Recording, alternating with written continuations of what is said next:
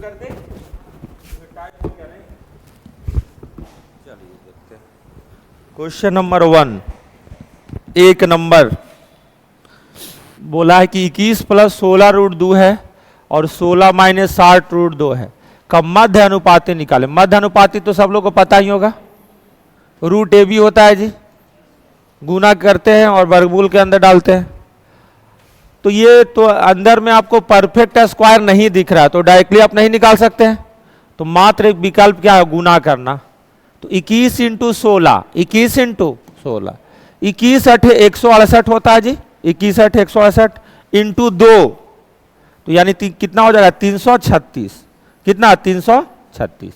21 into 7 root 2, 21 अठे 147, 147 root 2, 16 से गुना करेंगे इसमें, 16 इंटू 16 356, यानी कि प्लस 356 रूट 256 रूट 2। लास्ट गुना बचा है ये वाला, प्लस इंटू माइनस, 16 से 112, 112 इंटू रूट 2 इंटू रूट 2 2, तो 112 इंटू 2 कितना 224, यही ना होगा, नहीं होगा। और इसमें मिस प्रिंट भी है, ये क्या है मिस प्रिंट है ना। तो अगर आप ध्यान से देखें तो 336 में से अगर 224 घटा दें तो कितना होगा 112, 112 होगा ना। और 256 में से 147 घटा दे कितना प्लस 109, 47 9 56 और 100, यानी कि प्लस 109 रूट 2। कोई है विकल्प, option number B, option number B, B. उम्मीद करते हैं आपको समझ में आया होगा बात। ऐसे 4-5 शिफ्ट में पूछा गया है, 5 शिफ्ट में यही वाला गुना वाला प्रक्रिया पूछा गया। मतलब कहाँ है स्क्वायर माइनस बी, ए है दोनों, ए नहीं ना है जी, ए रहेगा तब ना, गुना ही करना पड़ेगा। क्या करना पड़ेगा, गुना। चलिए अगला बात, एक्स वाई के व्युत्क्रमानुपाती है।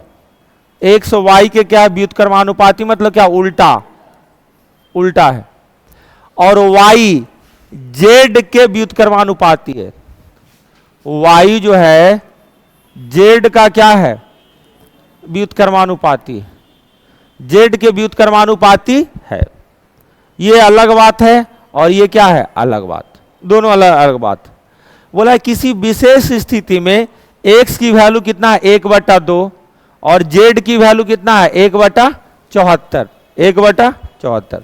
तो आपको बताना है कि z बराबर 7 होने पर x का मान क्या होगा, x का मान क्या होगा।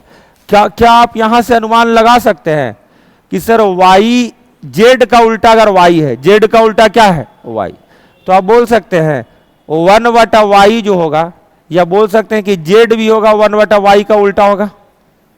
नहीं,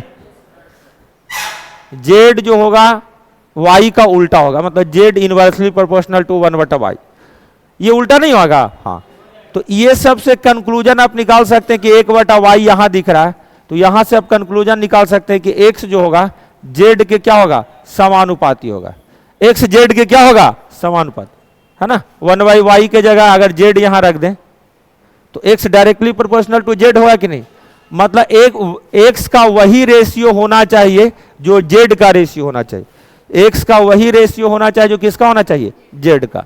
तो x की वैल्यू 1/2 है, z की वैल्यू कितना है 1/74, तो x और z का रेशियो बराबर। x अगर आपको निकालना है तो इस कंडीशन में z की वैल्यू कितना है 7, z की वैल्यू कितना है 7। ये बनाए नहीं है, ये सिर्फ समझाए हैं, देख के आपको अनुमान लगाना था। अगर आप देखेंगे तो 74 ऊपर जाएगा कि नहीं बोलिए, और 2 नीचे रहेगा, तो ये हो जाएगा बाबू 74 बटा कितना 74/2 कितना 37, 37 सत्ते 259, 37 सत्ते कितना 259, 259, ऑप्शन नंबर डी। समझ में आया कि नहीं। सीधा सीधा आ गया, एक्स जेड के सीधा सीधा, एक्स और जेड का वही अनुपात होगा जो एक्स और जेड का होगा, मतलब कहने को एक्स का वही अनुपात होगा जो जेड का अनुपात होगा। तो एक्स बटा जेड, एक्स बटा जेड, समानुपाती का मतलब यही ना होता है जी। इससे शॉर्ट इस गोला पे नहीं है, इस बात को याद रखना। के वो कुछ नहीं मानते हैं हम ये सब क्वेश्चन में, के का कु की सब कैंसल। कौन वाला फिर से बताएं, लेफ्ट राइट कौन सा? अरे उधर वाला बताएं कि इधर वाला बताएं? इधर वाला। एक्स जो है वाई के उल्टा है, तो वाई का उल्टा एक्स है, वाई जो है जेड का उल्टा है। व्युत्क्रमानुपाती मतलब क्या? उल्टा। यानी कि ये भी हम बोल सकते हैं जेड जो होगा वाई का उल्टा होगा, और वाई का उल्टा अगर हम यहां पर जेड रख दें, यहां पे क्या रख दें? जेड, तो आपको सीधा सीधा दिखेगा कि नहीं? एक्स सीधा सीधा है जेड के, एक्स क्या है? सीधा सीधा है जेड के। तो हम बोलेंगे सर एक्स और जेड का रेशियो वही होगा जो यहां पे होगा। दोनों एक्स और जेड का रेशियो क्या होगा? जो यहां पे होगा, जो यहां पे होगा। तो एक्स की वैल्यू कितना है? 1/2, 1/, कितना? 2। जेड का रेशियो कितना है? 1/74 बराबर। ये एक स्थिति में हुआ। दूसरी स्थिति में क्या है कि जेड बराबर 7 होने पर एक्स का मान पूछा है, यानी कि जेड अगर 7 होगा तो एक्स का मान क्या होगा? एक्स का मान क्या होगा? तो हमारा आंसर हो गया ये। जानते हो जिसको पहाड़ा आएगा ना वो इतना लंद फंद नहीं करेगा। सीरियसली बोले गुरुजी 37 को काटने वाला इधर कोई नंबर उम्बर नहीं है, हमें 74 में 37 दिख रहा, एक ही पहाड़ा ही है पूरे चारों ऑप्शन में, 37 से गुना होगा ही। 37 सत्य 259। अब 37 का पहाड़ा पढ़ने का किसको समय है? इंस्टाग्राम और फेसबुक वाला जमाना में सोचता है कि 10-15 का पहाड़ा पढ़ के बुड़बक बना दे।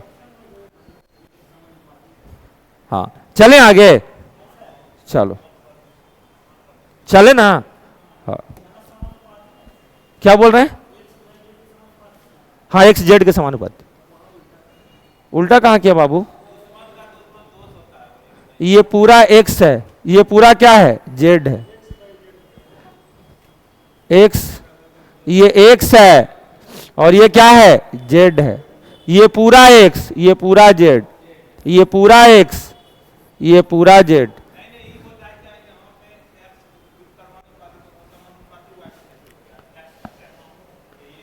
नहीं फिर से एक बार बोलो। कहां? यहां पे एक्स उल्टा किसका किया है? एक्स का पूरी वैल्यू 1/2 है, पूरा वैल्यू 1/2 है एक्स की वैल्यू, पूरा वैल्यू 1/2। जेड बोल रहा है कि एक्स अगर 1/2 होगा तो जेड 1/74 होगा, तो जेड अगर 7 है तब एक्स कितना होगा? ऐसा है, तब ऐसा है। नहीं पूछ, बार बार पूछोगे तब ना सीखोगे, पूछना तो है ही है, नहीं पूछोगे तो गड़बड़ा जाओगे। क्योंकि एग्जामिनर जो है अलग अलग तरीके से ना दे रहा है जी क्वेश्चन। वो वाला जमाना थोड़ी है कि आर एस अग्रवाल से कॉपी किया दे दिया। डेली क्वेश्चन नहीं बन रहा, डेली परीक्षा होता है, डेली चेंज होता है क्वेश्चन। इसलिए क्वेश्चन आप चेंज करेंगे तो नहीं होगा, दिमाग चेंज करना पड़ेगा। चलिए 3 नंबर ध्यान से देखते हैं। किसी निश्चित संख्या को 2 भागों में इस प्रकार विभाजित किया जाता है, किसी निश्चित संख्या को 2 भागों में इस प्रकार विभाजित किया जाता है कि पहले भाग का 5 गुना को दूसरे भाग के 14 गुने में जोड़ने पर कुल संख्या का 7 गुना प्राप्त होता है। कुल संख्या कितना होता है? 7 गुना प्राप्त होता है। तो ऐसा है कि हम देख लेते हैं कि पहला भाग है, ये दूसरा भाग है, पहला भाग है और कितना है? दूसरा भाग। इन दोनों को जोड़ देंगे तो कुल भाग हो जाएगा पहला प्लस कितना? दूसरा। अब इससे लिखने से बढ़िया सर एक्स वाई मान लेते, ये पहला भाग, ये दूसरा भाग, ये कितना? कुल भाग। क्लियर है ना? पहला एक्स भाग, दूसरा वाई भाग, पूरा कितना हो जाएगा? X plus y. तो लिखा पहले भाग का 5 गुना को, पहले भाग का 5 गुना को दूसरे भाग के 14 गुना, दूसरे भाग को 14 गुना में जोड़ने पर कुल जो संख्या कुल संख्या का 7 गुना प्राप्त होता है। हाँ कुल का 7 गुना, कुल का कितना गुना? 7। क्या ये बात समझ में आया? बहुत बढ़िया। तो हम बोलेंगे सर ये 7x है, ये 5x है, दोनों का अंतर कितना हो जाएगा? 2x।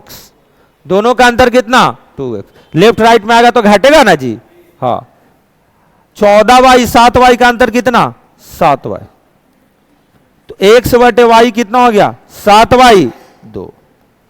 7y 2 मारना नहीं जी, दूसरे भाग और पहले भाग। दूसरा कौन है? 2 और पहला कितना है? x। तो 2 अनुपात कितना? 7। 2 अनुपात 7 किधर है? कोई बहुत बड़ा बात है? ये तो जीडी फीडी से भी पूछते आ रहा है जी, इस तो प्रतिशत में भी ऐसे पूछता है, कोई बहुत बड़ा बात नहीं। चले ना आगे। इसमें टेंशन नहीं लेने का है, इसमें जबरदस्ती टेंशन ले रहे हो तुम लोग। हाँ,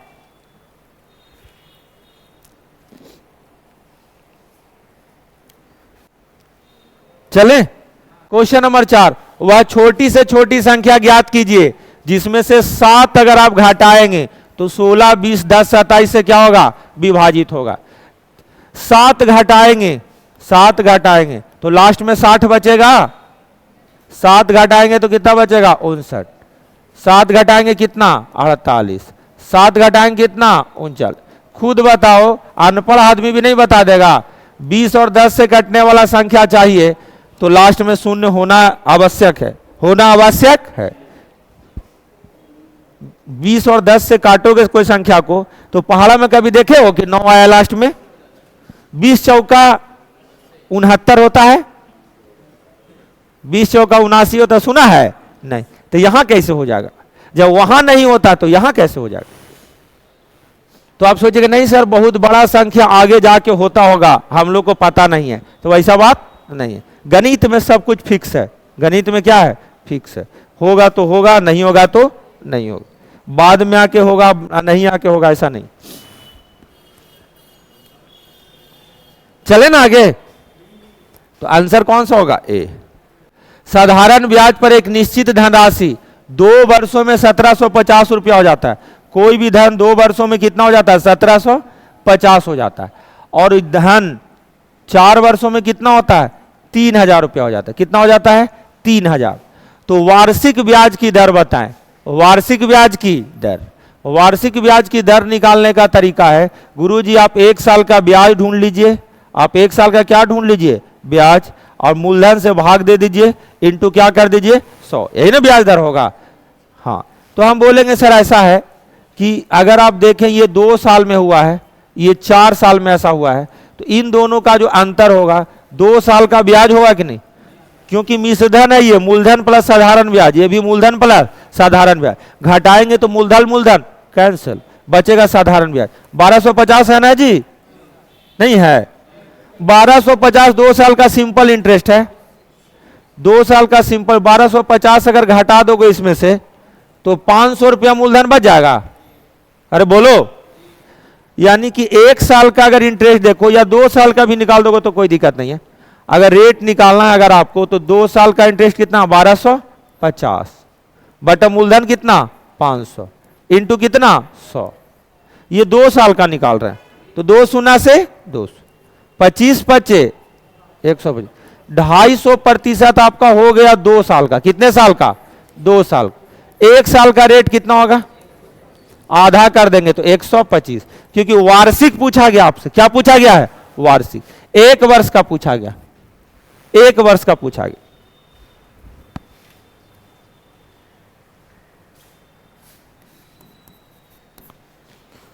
चले ना आगे।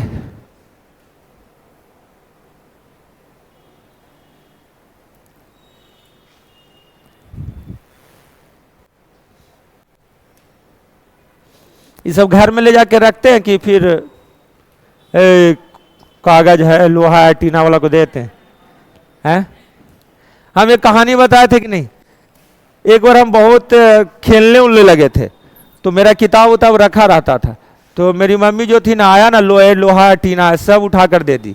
बोली पढ़ाई लिखाई नहीं करता है ना, लेके चला गया। तो हम बड़ा टेंशन में आ गए। फिर गए कवाड़ी वाला से अपना किताब कॉपी लेके आए। पता चला कि मेरे भाई साहब की साजिश थी कि ऐसा कर देंगे तो पढ़ाई लिखाई करने लगेगा। तो उन लोग मिलकर साजिश कर दिए थे कि किताब की कॉपी इसका दे देंगे ना तो फिर पढ़ाई लिखाई स्टार्ट करेगा। खेलने उलने का बहुत उम्र ना होता है जी उस समय, 9वां 10वां में पढ़ने का मन नहीं करता उतना, जहां मैच हो रहा वहां चल जाओ। तो लोहा टीना वाला से हमको बड़ा टेंशन होता है। वार्षिक रूप से संयोजित होने वाले चक्रवृद्धि ब्याज पर निवेश की गई राशि 10 वर्षों में स्वयं की दुगनी हो जाती है। 10 वर्षों में स्वयं की दुगनी हो जाती है। कितने वर्षों में यह राशि 4 गुनी हो जाएगी? ये तो बउआ छाप दिया नहीं, दुगनी हो रहा है, दुगनी हो रहा है, दुगनी हो रहा है जी। कितने साल में? 10 साल। फिर से आने वाले 10 साल में फिर दुगनी होगा, तो 2 दूनी 4, तो 4 गुनी हो जाएगा कितने साल में? 10 10 20 साल, 10 10 20 साल। चक्रवृद्धि ब्याज से है ना, साधारण ब्याज नहीं है, चक्रवृद्धि ब्याज। क्वेश्चन नंबर 7, विशाल जो है नाभ से धारा के विपरीत, धारा के विपरीत 48 घंटे में कितना जाता है? 184 किलोमीटर। और इसी दूरी को धारा की दिशा में, मतलब धारा के साथ कितने घंटे में जाता है? 12 घंटे में जाता है।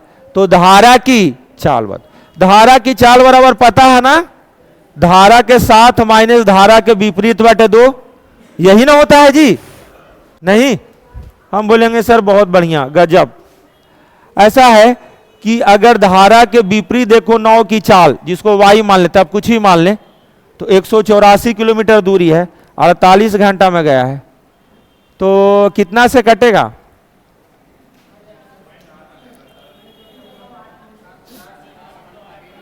बारह का 48 और 12 इंटू 15 180 है। देखो गलत बनाओ, 48 चौका 192, 4 रखते हैं। क्या रखते हैं? 48 चौका 192, ज्यादा रखते हैं। ये दोनों ऑप्शन मैच कर गया तो दिक्कत हो जाएगा क्या? अच्छा ठीक है, कोई बात नहीं। 184 बटा 48 रहने दे, कोई दिक्कत नहीं। धारा की दिशा में नाव की जो चाल है, धारा की दिशा में नाव की जो चाल है, 184 बटा 48, धारा की दिशा में नाव की चाल, दूरी उतना ही 184, कितने घंटा में? 12 घंटे। कितने घंटे में? 12 घंटे। अगर एग्जैक्ट कैलकुलेशन अगर आपको करना है तो 4 से तो ये कटेगा ना जी, 4 से नहीं कटेगा। 4 चौका 16 और 4 छक्का 24, 12 चौका 48। तो जब इन दोनों को घटाकर 2 से भाग देना है, हार तो सेम है ना, हार क्या है? सेम। तो 184 माइनस 46 बटा 12 डिवाइडेड बाई 2, डिवाइडेड बाई क्या? 2, यही ना पानी की चाल होगा। हाँ, तो अब देखो तो 100 कितना हो जाएगा? 4 में से 6 गया 8, हाथ में ना 17 में से 4 गया 13, तो ये हो गया बाबू 138 बटा 12 इंटू 2, 2 से काटूंगा 69 दूनी 138, 12 छक 72, 6 से थोड़ा सा कम होगा, 6 से थोड़ा सा कम, 6 से थोड़ा सा कम, यही दे दिए। तो गलतियों बना देते तो आ जाता जी, बट हाँ इसलिए गलती बनाने में ज्यादा बढ़िया है सकस, लेकिन इन दोनों में आ जाता तो दिक्कत हो जाता। क्या नजदीक ना है? उम्मीद करते हैं कि आपको बातें समझ में आ रही होगी। कुछ नहीं करना होता है,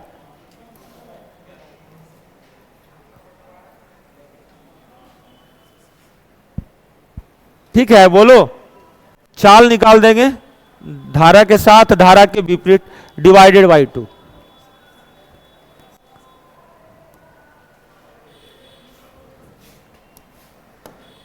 चलो बताओ जी। 32 की चाल से चलने वाली एक ट्रेन विपरीत दिशा में 28 किलोमीटर प्रति घंटा की चाल से आने वाली बी ट्रेन को पूरी तरह पार करने में कितना सेकंड लेंगे? 33 सेकंड का समय लेंगे, ठीक है? ट्रेन बी की लंबाई ए की कितनी गुनी है? 1.5 गुनी है। ट्रेन बी पुल को पार करने में 54 सेकंड का समय लेती है, तो पुल की लंबाई बताएं, पुल की लंबाई बताएं।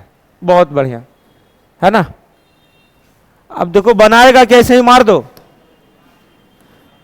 10% पॉलिटी ये है कि 54 से जब लास्ट में जब गुना होगा, छोड़ो ना, उस हम बात नहीं करते, अलर बलर बात नहीं। हाँ, हम ये बोलेंगे कि पहला ट्रेन और दूसरा ट्रेन, पहला ट्रेन और दूसरा ट्रेन एक दूसरे के विपरीत दिशा में जब आएंगे, जब एक दूसरे के विपरीत दिशा में आएंगे तो एक दूसरे की लंबाई को पार करेंगे कि नहीं? आप बोलेंगे जी सर। और पूरी तरह से पार करने में कितना सेकंड लेते हैं? 33 सेकंड। तो हम बोल देंगे सर, अगर एक दूसरे को पार करेंगे, ट्रेन की लंबाई a और b है, तो दूरी बराबर a प्लस b होगा?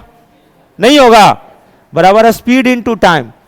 विपरीत दिशा में रिलेटिव स्पीड ऐड होता है और 32 और 28 कितना हो जाएगा? 60 किलोमीटर प्रति घंटा इंटू 5/18 इंटू कितना सेकंड में? 33 सेकंड। कितना सेकंड में? 33 सेकंड। बहुत बढ़िया। अब कटिंग अगर आप करेंगे तो 6 तिया 18, 11 तिया 33 और 3 से 20 टाइम में, 3 से कितना टाइम है? 20 टाइम। तो 20 × 100 इंटू 11 कितना? 1100। यानी a प्लस b की जो वैल्यू है वो कितना है? 1100।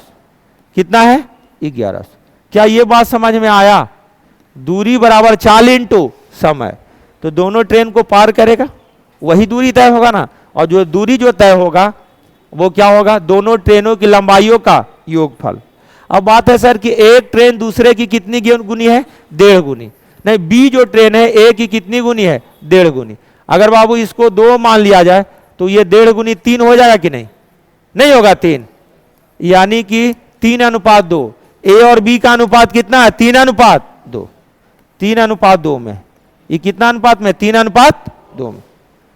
तो बोला है ट्रेन बी पुल को पार करने में कितना समय लेगा? तो बी ट्रेन की लंबाई कितना होगा? देखो तो ये 5 यूनिट की जो वैल्यू है, कुल लंबाई बराबर 1100। तो जो बी की जो लंबाई होगी, बी की जो लंबाई होगी, क्या बोल सकते हैं? 1100 में 2/5वां भाग। अरे बोलो, सही लिखे हैं?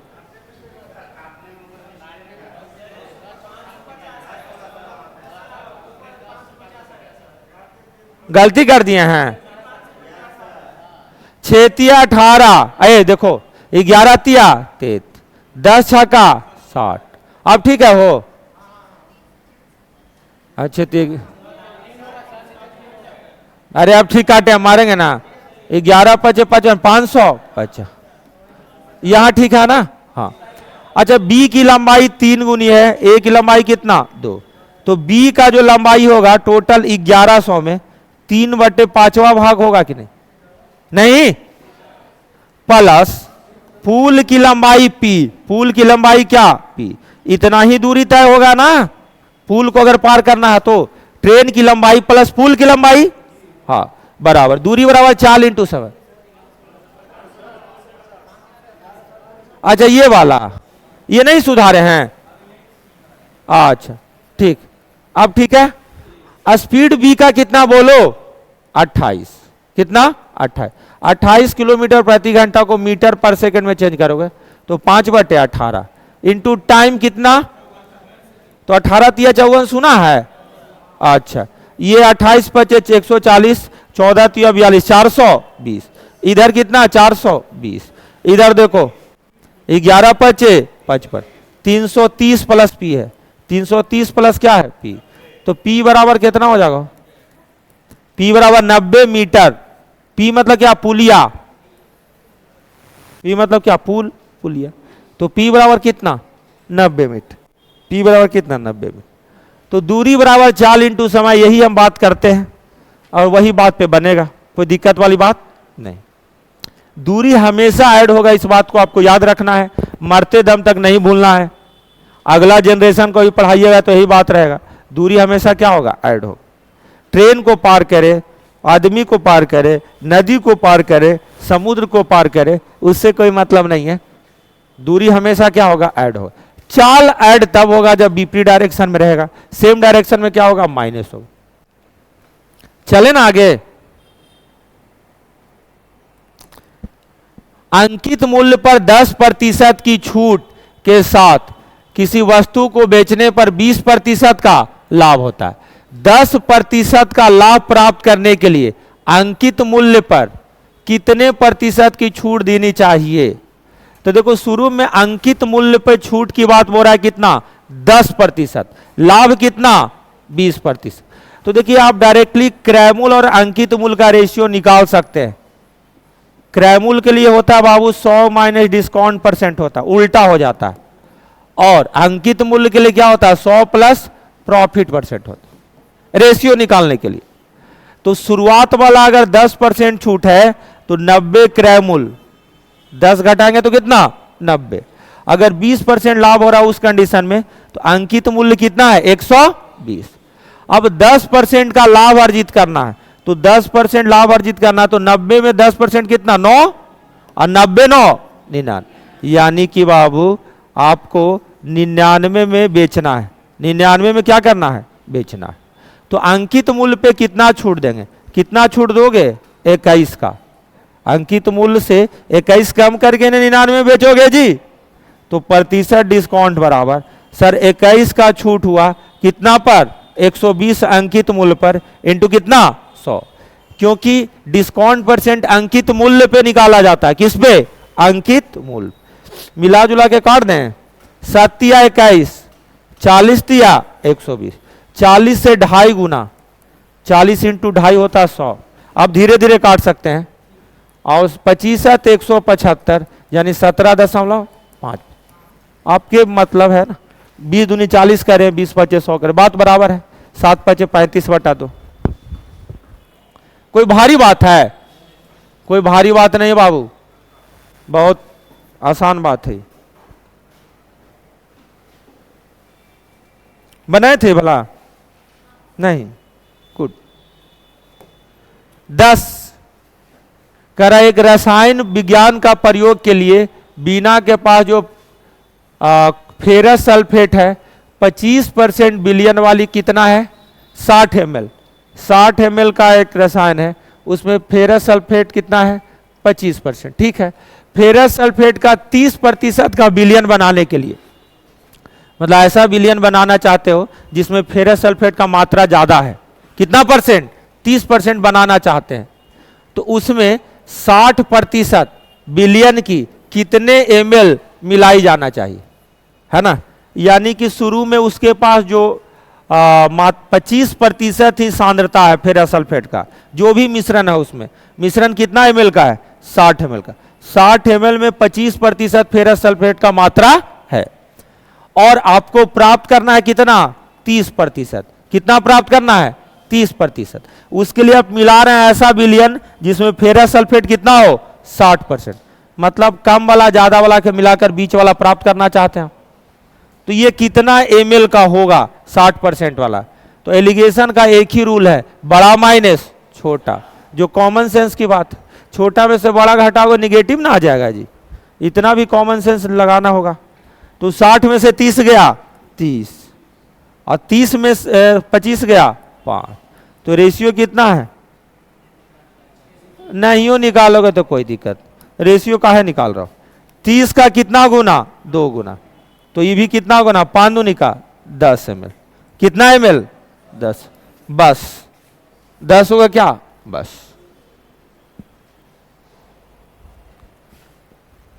बहुत लोग ये भी कर रहा था का 25 30 60, जरूर कोई ना कोई कर रहा होगा, कंसेप्ट बिल्कुल गड़बड़ होगा उसका, है ना।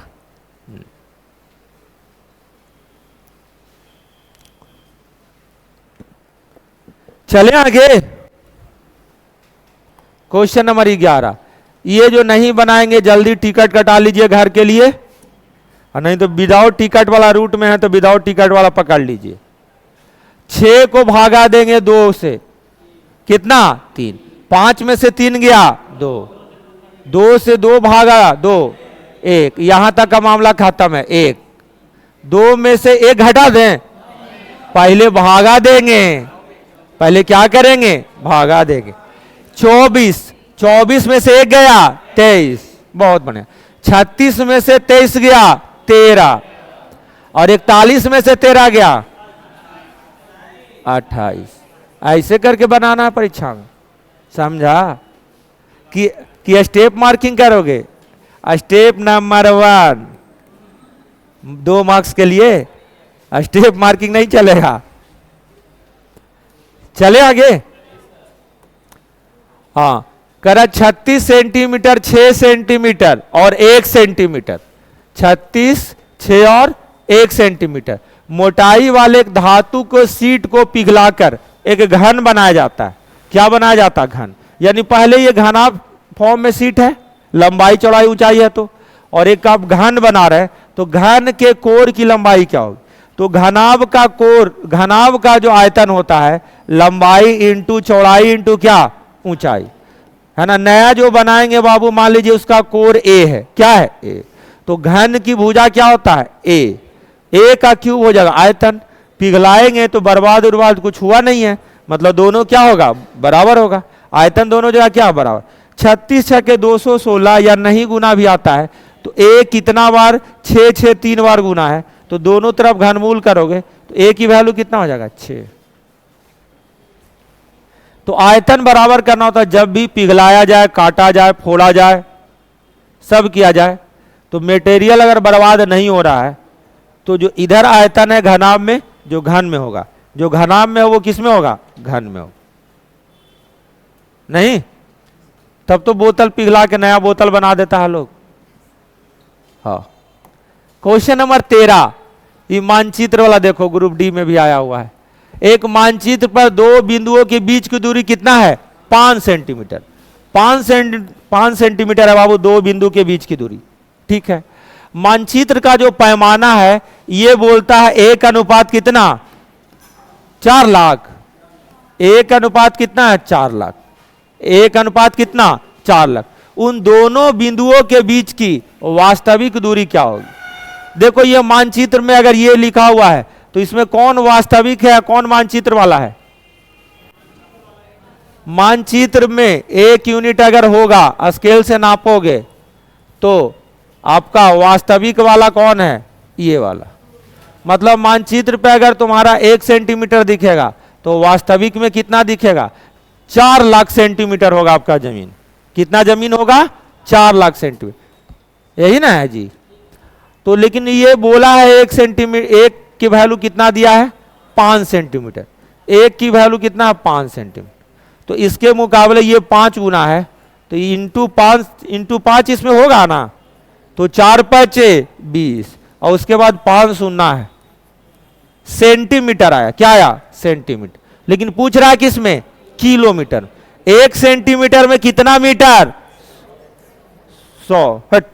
1 मीटर में 100 सेंटीमीटर, यानी कि सेंटीमीटर से मीटर में जाना है तो 100 से क्या करना है? भाग देना। अब मीटर से किलोमीटर में जाना है 1000, नहीं 1 किलोमीटर में 1000 मीटर होता है ना, तो 1000 से क्या कर देंगे? भाग। 5 शून्य 5 शून्य गया, तो आंसर कितना होगा? 20 किलोमीटर। 20 किलोमीटर क्या होगा आंसर? जो ज्यादा हीरो टाइप क्या है ना, सेंटीमीटर मीटर नहीं जानता है, उस सब के लिए ऑप्शन तैयार है। आइए, इसमें आइएगा कि इसमें आइएगा? इसमें आइएगा कि इसमें आइएगा? कहीं ना कहीं तो बर्बाद करेंगे ही क्या। तो सेंटीमीटर से मीटर में आए, मीटर से किलोमीटर में आए। अगर आपके पास डायरेक्टली बात है तो डायरेक्टली 5 शून्य से भाग दे सकते हैं, अगर आपको पता है कि सेंटीमीटर से किलोमीटर में कैसे आना।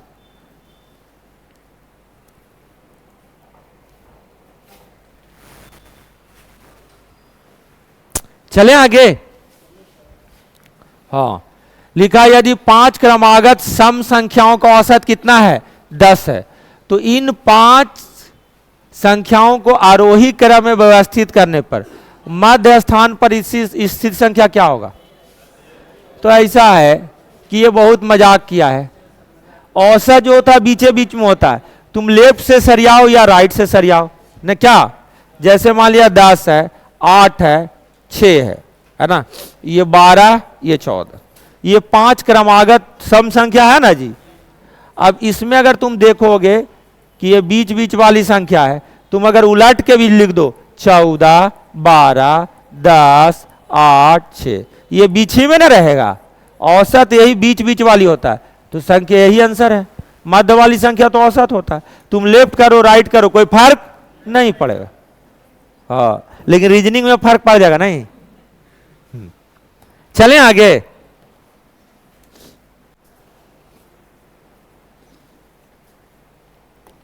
क्वेश्चन नंबर 15, जब सूर्य का उन्नयन कोण या उन्नतांश भी बोल सकते हैं 45 डिग्री से 30 डिग्री हो जाता है। कहने का मतलब जब सूर्य का उन्नयन कोण है ना, यहां पे 45 डिग्री में था, अब यहां से 30 डिग्री हो गया है, 30 डिग्री हो जाता है, तब ऊर्ध्वाधर टावर की समतल भूमि पर छाया की लंबाई 10 मीटर बढ़ जाती है।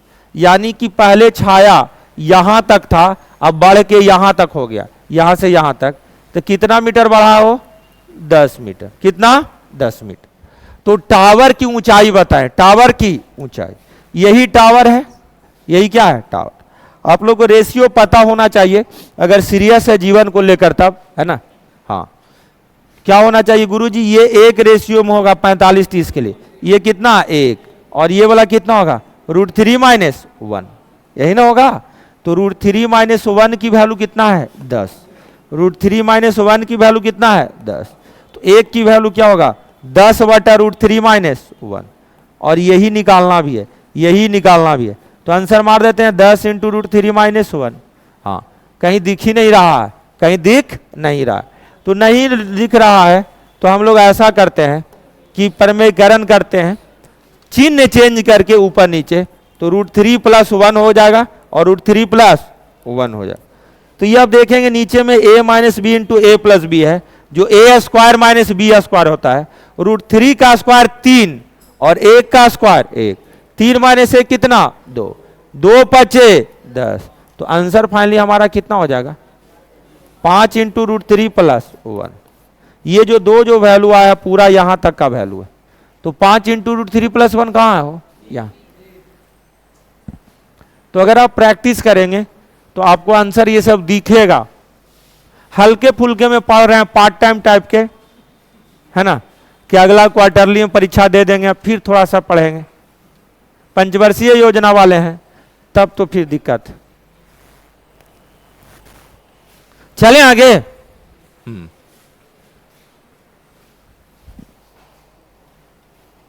क्वेश्चन नंबर 16 देखो जी, जेई में आया था।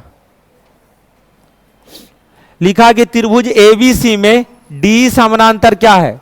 एसी। एसी होगा कि बीसी होगा? मजाक किया है, जरूर प्रिंटिंग मिस्टेक होगा, हमारे टाइपिस्ट पे पूरा भरोसा है। त्रिभुज ए बी सी में डी समानांतर क्या? बीसी मान लेते हैं। डी समानांतर क्या है? बीसी। डी समानांतर क्या है? बीसी। डी और ई ना सही लिखा है, हम ही गवा दिए नहीं। हाँ, बहुत बढ़िया, ऊपर बी रख देते हैं क्या? ऐसा है कि ए बी सी कहीं भी रख दो ना, इधर से नहीं देख लेंगे। तुम लोग काहे परेशान कर रहा है जी हमको? ए बी और सी कहीं से भी तो कर ही लेते हैं ना। हाँ, तो त्रिभुज एबीसी में डी समानांतर क्या है? एसी। डी समानांतर क्या है? एसी। और डी और ई जो है ए बी और किस पे है? बीसी। ए बी और बीसी, ये आपका क्या? डी और ई, इसके समानांतर। अच्छी बात है। बी डी बराबर कितना है? 8। बी डी बराबर 8। ए डी बराबर कितना? 7। तो आपसे पूछा गया है बी डी ई, ये वाला बी डी ई का क्षेत्रफल, बी डी ई का क्षेत्रफल, और समलंब, कौन सा समलंब आपको दिख रहा? ये वाला समलंब ए डी ई सी, ये वाला है ना, इसका क्षेत्रफल बताएं। इसका क्या? क्षेत्रफल का अनुपात। हम बोलेंगे सर ये दोनों समानांतर है, तो थेल्स थ्योरम एक्टिवेट हो जाएगा। थेल्स थ्योरम का ये कहता है कि अगर किसी त्रिभुज में ये दोनों समानांतर है तो इतना बटा इतना बराबर इतना बटा इतना होगा। ये बात आपको पता होना चाहिए। मतलब बी डी बटा ए डी बराबर क्या? बी बटा ई सी। ये बात कंफर्म है ना। लेकिन एक चीज और है कि ये वाला जो त्रिभुज है बाबू, और ये पूरा जो त्रिभुज है, ये दोनों समरूप होता है। क्या होता है? समरूप। समरूप अगर होगा तो समरूप में संगत भुजाएं का अनुपात बराबर होता है। इस त्रिभुज में अगर बात करें तो बी डी बटा, और बड़ा त्रिभुज में बात करें तो क्या? A B. तो बी डी बटा ए बी BD बटा क्या AB का अनुपात जो होना चाहिए वो 8 बटा कितना हो जाएगा 15, 8 बटा कितना 15। यानी कि एक छोटा त्रिभुज और पूरा बड़ा त्रिभुज में भुजाओं का अनुपात छोटा में 8 है तो पूरा बड़ा में कितना है 15। इन भुजाओं का अगर संगत भुजा का स्क्वायर कर दे, क्या कर दें स्क्वायर कर दे, तो इनके क्षेत्रफल का अनुपात आएगा। किसका क्षेत्रफल का अनुपात त्रिभुज BDE बटे क्या त्रिभुज DEAC DE BAC या ABC। मतलब क्षेत्रफल का अनुपात लाने के लिए इनके संगत भुजाओं का स्क्वायर करना होगा। संगत भुजाओं का क्या करना होगा स्क्वायर। तो जब स्क्वायर किए बाबू तो 8 का स्क्वायर 64 और 15 का स्क्वायर 225, तो ऊपरे वाला इसका एरिया 64, तो क्या इसका एरिया 225 माइनस 64 नहीं होगा। एक किसमें है लास्ट में इसमें, क्या नहीं 5 में से 4 जाएगा, एक ही विकल्प ही है। तो समझने वाले तुरंत समझ जाएंगे कहानी क्या है, जो नहीं समझना चाहेंगे वो वर्षों में नहीं समझ। क्या ये तो कहानी है ना। चलें कि दिक्कत में है, भगवान ना करे दिक्कत में आप लोग रहे। ये बहुत क्वेश्चन आता है जी, और ये हम बहुत बार बताएं, लगता है कि 100वां बार बता रहे हैं क्वेश्चन। हाँ ऐसा है कि बोला है कि व्यक्ति एक व्यू पॉइंट तक जाता है पैदल और अपनी कार से अपरिवर्तित चाल से बनाए हुए लौटता है। मतलब कार को एक ही स्पीड में करके स्टीयरिंग लॉक करके आ जाता है। हाँ और इस प्रकार उसे 9 घंटे 15 मिनट का समय लगता है। 9 घंटे 15 मिनट का समय लगता है। दोनों तरफ कार से यात्रा करने पर, दोनों तरफ कार से यात्रा करने पे 2 घंटा कम लगते हैं इसको। तो दोनों तरफ समान चाल से पैदल यात्रा करने पर कुल कितना समय लगेगा। तो डायरेक्ट शॉर्टकट भी है, डायरेक्ट शॉर्टकट भी है, बताए हैं। शॉर्टकट ये है भैया कि ऊपर वाला जो समय है उसको 2 से गुना कर दो तो 9 दूनी और 15 दूनी 30। लेकिन हमें घटाना होगा ये सेकंड यात्रा वाला समय जिसमें केवल कार से आया है। कार से आने का समय जानते हो कितना है 9 माइनस 2 घंटा बचाना। 2 घंटा क्या करना है बचाना, यानी कि 7 घंटा 15 मिनट को क्या करना है आप घटाना है। तो 11 घंटा कितना मिनट 15 मिनट, 11 घंटा 15। डिटेल सॉल्यूशन देखो, पहले शॉर्टकट बता दिए। डिटेल सॉल्यूशन ये है कि अगर हम पैदल जाएंगे और कार से आएंगे, पैदल को वॉकिंग टाइम बोल रहे हैं, कार को सी बोल रहे हैं, इन दोनों का मिलाकर समय कितना 9 घंटा 15 मिनट। लेकिन दोनों तरफ कार से आ जा रहे हैं तो 2 इंटू कार का समय, 2 इंटू कार का समय बराबर जो समय होगा 9 घंटा 15 मिनट में 2 घंटा कम, कितना 7 घंटा 15 मिनट। यही ना होगा। हमारा टारगेट क्या है पैदल वाला समय निकालना। तो पैदल वाला समय निकालने के लिए, और दोनों तरफ पैदल, एक तरफ नहीं, पैदल जाना और पैदल आना, तो इसके लिए हमको 2 वॉकिंग चाहिए। तो ऊपर में 2 से क्या कर देते हैं गुना कर देते, माइनस करेंगे तो 2 कार क्या हो गया कैंसिल। ये क्या बच गया बाबू 2 वॉकिंग बराबर 18 घंटा 30 मिनट में से घटा दीजिए। 30 में से 15 गया 15, 18 में से 7 गया 11। तो उम्मीद करते हैं कि बार बार इतना आपको ना लिखना पड़े, ये दिमाग में आप सेट कर लीजिए, दिमाग में सेट कर लीजिए। इतना एग्जाम में बार बार लिखेगा जी नहीं ना। चलें आगे कि नहीं, चलिए। तो क्वेश्चन नंबर 18 बोला एक व्यक्ति एक वस्तु को अंकित मूल्य पर पहले D% का छूट और फिर उतने ही सम मूल्य, मतलब जितना रुपया पहले छूट दिया है उतना रुपया का छूट और देकर कितना बेचा 346 रुपया में बेचा। यदि वस्तु का अंकित मूल्य कितना है 1730 है तो D का मान बताए, यानी कि 1730 रुपया का सामान है, समझा। एक बार D% छूट दिया, यानी कि D% में कुछ रुपया का छूट हुआ होगा। बाद में उतना ही का छूट फिर से दिया, प्रतिशत में उतना नहीं दिया है, लेकिन जितना छूट पहले दिया था उतना छूट बाद में दिया, और फाइनली बेचा कितना में 346, कितना में 346। तो आपसे पूछ रहा भैया डी का मान क्या होगा, डी का मान क्या हो। बनाने का बहुत सारा तरीका है, लेकिन हम पहले देख लेते हैं कि ओवरऑल कितना डिस्काउंट दिया गया। तो ओवरऑल जो डिस्काउंट दिया गया है, तो आप ऐसे कर सकते हैं, घटा भी सकते हैं या ऐसे ही बना सकते। ध्यान से देखो, हैं क्या बोल रहे हो? हाँ, तो हम पहले ओवरऑल निकाल रहे हैं तब डी निकल। हाँ देखो ना जी आराम से। हाँ, हम बोलेंगे कि 173 इंटू 2 कितना होता है 246, यानी कि गुरुजी ये 10 बचा हुआ, ये कितना है 2, यही ना है, बोलो। और गुरुजी इसको 100 बना देंगे तो इधर भी एक शून्य लगा देते हैं, यानी 100 वाला सामान कितना मिल रहा है 20 में, 100 वाला सामान कितना में 20, यानी कि 80 का डिस्काउंट है कि नहीं, कितना का डिस्काउंट है 80। बोला है दोनों बार बराबर सममूल्य डिस्काउंट दिए थे, यानी कि यहाँ पे दोनों डिस्काउंट क्या है बराबर, यानी कि 40-40 डिस्काउंट दोनों जगह होगा कि नहीं, नहीं होगा। हाँ, बराबर बराबर, तो 100 का 40% ही ना डी परसेंट होगा जी, तो आंसर कितना हो जाएगा 40।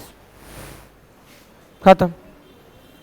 पूरे इस गोला में इससे बेहतरीन कोई नहीं बता पाएगा, बहुत मेहनत की है इस पे हम।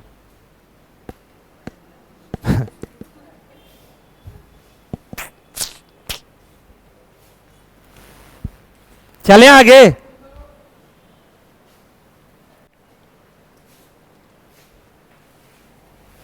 क्वेश्चन नंबर 19, क्वेश्चन नंबर 19, दो पासे को उछालने पर, दो पासे को उछाले, पासा क्या होता है, क्या होता है पासा, ये भी नहीं पता है। लूडो में ऐसे करके, हाँ, दो पासे को एक साथ उछालने पर दोनों पासे पर आने वाली संख्याओं का योग 8 होने की प्रायिकता क्या होगी। जैसे अगर आप लूडो खेलते हैं तो कितना लाना 8। देखिए जब 2 बार पासा फेंका गया, जितना बार फेंका जाता है उतना बार कुल रिजल्ट पॉसिबल है ना, यानी कि कुल रिजल्ट 6 के पावर n पॉसिबल है। अगर 2 बार पासा को फेंके हैं तो 6 के पावर n यानी 6 के पावर 2 कितना हो जाएगा 36, n बराबर 2, 2 प्रोसेस, यानी कुल रिजल्ट कितना होगा 36। लेकिन हमें चाहिए क्या, इसके बारे में विचार करते हैं। तो पासों का योग दोनों मिलाकर कितना होना चाहिए 8, कितना होना चाहिए 8। तो 8 लाने के लिए एक साथ ले लेना, एक एक पे दूसरे पे 7, क्या बोलेगा एक और 7 नहीं है, एक साथ क्यों नहीं होगा, गुड। पासा में कितना होता है 6 हाईएस्ट होता है जी, तो हम क्या लेंगे, एक पे 2 और दूसरा पे कितना 6, 6 2 8 हो जाएगा। एक ये भी हो सकता है 3 और 5, नहीं 4 और 4, लेकिन गुरुजी उल्टा भी तो हो जाएगा, ये पहला पे 6 दूसरा पे 2 और ये 5 और 3, इसके अलावा कोई पॉसिबिलिटी नहीं है। यही 5 रिजल्ट है जिसमें अंकों का योग कितना आएगा 8 आएगा, यानी कि हमारे पास कितना रिजल्ट फेवरेबल है 5। तो आंसर कितना होगा 5y 36, 5y 36। आया समझ में? नहीं तो अगला बार लेके आएंगे, ऐसे ऐसे खेलेंगे। कोई काम नहीं रहता तो खूब लोग लूडो खेलता है, नहीं कोई काम नहीं है तो ट्रेन में, लंबा यात्रा का ट्रेन में खूब लूडो खेलता है लोग। एक स्टेशन पार होगा पर 2 स्टेशन पार, पता ही नहीं चलता। चले ना आगे। मोबाइल में भी लूडो है, लूडो से लोग करोड़पति भी बनते हैं, पता है कि नहीं। प्रचार आ रहा था, लूडो खेलकर जूपे पर बिजली बिल भर रहा था एक लड़का, देखे आप लोग। कुछ नहीं जान रहा जी तुम लोग, बहुत पीछे है। 10 4 1 15 15 x 12 14 का माध्य कितना है 10 है, तो x का मान बताएं। तो डेटा अगर सिंपल है तो सिंपल तरीके से ही बना लेते हैं, है ना। 10 4 14 जोड़ देते हैं, 14 15 15 30 15 45, अब 45 12 57 और 57 14 71, 71 प्लस x की जो वैल्यू होगी, योगफल कितना डेटा है टोटल 3 2 5 2 7 1 8, तो 8 डेटा का औसत 10 है, तो योगफल 10 अठे 80। तो क्या वैल्यू 80 माइनस 71 बराबर 9 नहीं होगा जी? और लेकिन जी सर 9 होगा सर। कितना होगा सर? 9। तो ये सिंपल है, योगफल बराबर योगफल करते। बड़ा डेटा रहता तो कुछ एक्स्ट्रा दिमाग भी लगाते, लेकिन ऐसे भी क्वेश्चन एग्जाम में आता है। आपके किस्मत के ऊपर है कितना जीवन में पुण्य किए हैं, पुण्य के डायरेक्टली प्रोपोर्शनल कि आपके शिफ्ट में कैसा क्वेश्चन आएगा। पुण्य के समानुपाती है नहीं, इसलिए अभी से भी पुण्य शुरू कर दीजिए, है ना? नहीं तो एक से पूछेगा, एक शिफ्ट में हल्का पूछेगा, आप में हार्ड हो जाएगा। हाँ, 34 स्क्वायर माइनस 16 स्क्वायर का वर्गमूल बताए। क्या बताए? वर्गमूल। तो ये ए स्क्वायर माइनस बी स्क्वायर है ना, तो हम बोलेंगे सर ए प्लस बी इंटू ए माइनस बी। तो जोड़ेंगे तो 34 16 50 और 34 माइनस 16 18। 18 पचे 90 ना होता है जी, यानी 900 का कितना वर्गमूल हो जाएगा? 30। 900 का वर्गमूल कितना? 30। क्वेश्चन नंबर 31 बोला कि एक टैंक जब पूरा भर जाता है तो आउटलेट पाइप कितने घंटा में खाली कर देता है? 5.6 घंटा में। बहुत बढ़िया। जबकि एक इनलेट पाइप बी उसी खाली टंकी को 7 घंटे में भरता है। कितने घंटे में भरता है? 7 घंटे में। यानी कि ये बाबू ये खाली करने वाला है और ये क्या भरने वाला। कितना देर में भरता है? 7 घंटे भरता। अब बात यह है कि बोला यदि टैंक के भारे होने पर पाइप से ए से शुरू करके ए और बी में से प्रत्येक को 1 घंटे के लिए खोला जाता है एकांतर रूप से, तो टैंक को खाली करने में कितना समय लगेगा? टैंक को खाली करने में कितना समय? इससे मत हड़बड़ाओ, एएलपी पहले ही पूछ चुका है, 4 साल पहले ही ये क्वेश्चन। ये बात याद रखो, असिस्टेंट लोग को पायलट में 4 साल पहले ये क्वेश्चन पूछ दिया है। बताओ एलसीएम कितना होगा? 56। 56 भी ले सकते हैं, 28 भी ले सकते हैं, जो मन करे। 56 ले लें, लो 56 ले ली, कोई दिक्कत नहीं है। 56 लिए तो ये गुरुजी 10 और ये कितना 8। 28 लेते तो ये 5 ये 4 होता, यही ना होता। अब बात ये है सर कि 2 घंटा में, पहला घंटा में 10 खाली करेगा, ये 8 भरेगा क्योंकि चालू हुआ ए से। तो हम बोल सकते हैं सर 2 घंटा में कितना? 2 घंटा में 2 लीटर टंकी खाली होगा कि नहीं, क्योंकि भरा टंकी में खोल रहे हैं हम लोग। और अब ध्यान से देखें तो आपको कितना लीटर भरना है? 56 लीटर। 56 लीटर खाली करना, तो 28 दूनी 56 हो जाएगा, और ये भी 28 दूनी 56। ऑप्शन भी तैयार है, लेकिन ऐसा नहीं करेंगे, ऐसा नहीं करें। हम लोग को आखिरी समय में टंकी को खाली करना है। क्या करना है? खाली करना। तो हम लोग ऐसा करते हैं कि 56 लीटर के टंकी में पहले कुछ पानी को बचा के रखते हैं, जिससे आखिरी में खाली करेंगे। यानी कि हम लोग को पहले 46 लीटर खाली करना है। कितना लीटर खाली करना है? क्योंकि 2 काम हो रहा है, भरने का खाली होने का, भरने का खाली होने का। हम लोग को आखिरी समय में खाली करना है। आखिरी समय में क्या करना है? खाली। तो 10 लीटर लास्ट में खाली करेंगे, इसलिए रिलैक्स मोड में है कि आखिरी समय में खाली करेंगे, है ना। तो 2 घंटा में अगर 2 लीटर खाली होगा तो पहले 46 लीटर खाली करने में कितना समय लगेगा? 23 दूनी का, तो इधर भी 23 से करोगे तो 23 दूनी 46, तो 46 घंटा में कितना लीटर? 46 लीटर खाली हो जाएगा। 56 लीटर का ना टंकी है जी। अब इस प्रोसेस के द्वारा, है ना, खाली करना भरना, खाली करना भरना, ये जो प्रोसेस है, इस प्रोसेस के बाद जो आखिरी जो प्रोसेस आता है बाबू, आखिरी जो प्रोसेस आता है वो तो खाली करने वाला है। वो क्या है? खाली करने वाला। वो क्या है? खाली करने वाला। देखिए जब भी 2 घंटा का साइकिल चल रहा है तो उसके बाद पहले कौन आ रहा है? खाली करने वाला। तो इसके बाद खाली करने वाला जब आएगा तो अपना 10 खाली कर लेगा, 46 10 56, और उसमें समय कितना लगेगा? 1 घंटा। तो आंसर कितना होगा? 47 घंटा। 47 है जी, 47 आवर क्या होगा? आंसर। बहुत सारे ऐसे भी अभी भी विद्यार्थी पढ़ाई करते हैं जो 56 मार देते हैं, बोलते हैं बड़ा अच्छा गया मैथ, आंसर की में फिर पता चलता है कि दिक्कत में थे। नहीं, आंसर की आने के बाद। और अब पहले तो विद्यार्थी गलती करता था, अब तो एग्जाम वाला भी गलती कर रहा, खूब आंसर की में गलती दे रहा। तो अब दोनों एक ही जैसे हैं, विद्यार्थी भी और एग्जाम लेने वाला भी। मास्टर को क्यों अलग कर रहे हो? मास्टर भी कभी कभी। चलें आगे। हाँ हाँ, क्या बोला?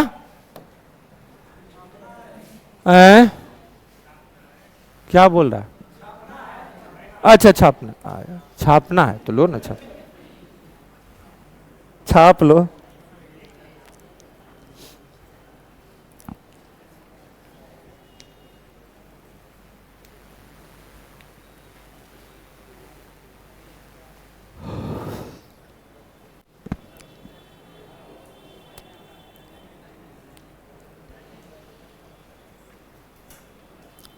हो गया छपिंग, छप लिया। हाँ, इसको करना सिंप्लीफाई। ऐसा क्वेश्चन पहले भी आया, अभी भी आ रहा है, ये एनटीपीसी में भी आया है ना। देखो दो ही टर्म ही दिख रहा है, वाई और जेड।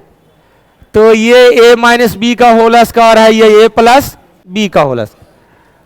केवल अगर देखा जाए ए का स्क्वायर करोगे तो ये 25 जेड स्क्वायर होगा ना जी। इधर देखो तो 12 का स्क्वायर कितना? 144 जेड स्क्वायर। ये कितना? माइनस 144 जेड नहीं, तो ये जोड़ोगे तो ये कैंसिल हो जाएगा ना।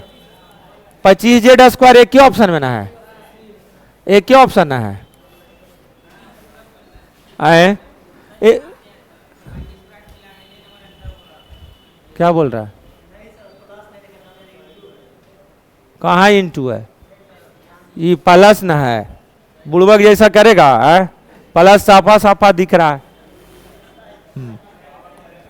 हाँ 24 नंबर, ये बहुत ही महान क्वेश्चन है। हाँ, हम अपना बुक में भी क्वेश्चन डाल दिए, इतना खुश थे हम।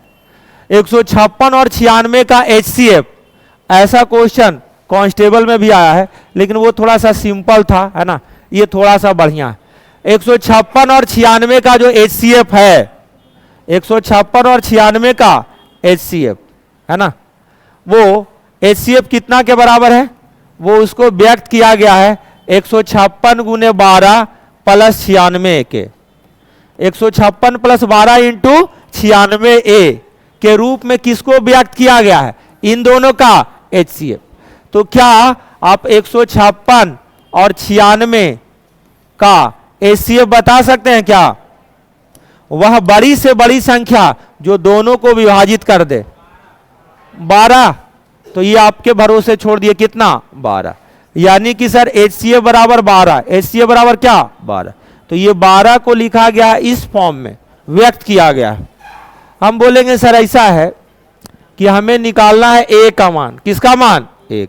12 इधर भी कॉमन है, 12 इधर भी है, 12 इधर भी है, 12 8 96। तो इसको सर उलट दिया ना, इधर कुछ नहीं बचा, 0 बचा ना, इधर 0 ना। हाँ, 1 कटता है तो 1 बचता है, ध्यान रखिएगा। 1 बराबर 156 प्लस कितना? 8। कितना? 8 है। कोई दिक्कत नहीं है, तो धीरे धीरे ना सुधार होगा जी। हाँ, 156 को इधर लाके घटाइएगा तो माइनस 155 होगा ना, बराबर कितना? 8। और A बराबर माइनस 155 बटा कितना? 8। 19 का पहाड़ा पढ़ते हैं तो निगेटिव में होगा, और हल्के में नहीं लेना है, दोनों बगल में है। दोनों क्या है? बगल में। तो हम बोलेंगे सर 19 8 152 निगेटिव में, 3/8। 3/8 जीवन में कभी ना कभी जरूर आप पढ़े होंगे। 3/8 का परसेंटेज वैल्यू होता है 37.5%। डेसिमल जो वैल्यू होगा 100 से भागा, मतलब 2 अंक इधर शिफ्ट करेगा, 375। तो कितना हो जाएगा? माइनस 19.375।